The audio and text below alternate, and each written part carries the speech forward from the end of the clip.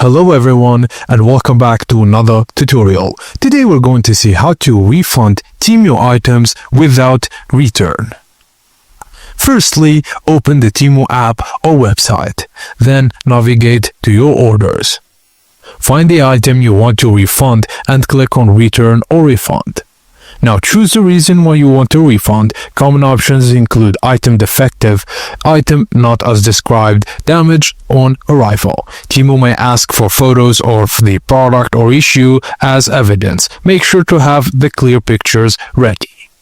Now Temu usually gives two options: refund to original payment method or refund as Temu credit. Select your preferred option. And normally Temu requires a return for inspection before issuing a refund. However, for low-cost items or defective products, you can request a refund without return. In the comments or notes section, explain clearly why you cannot or do not want to return the item, and Temu may approve the refund without requiring the package, but this is at their discretion.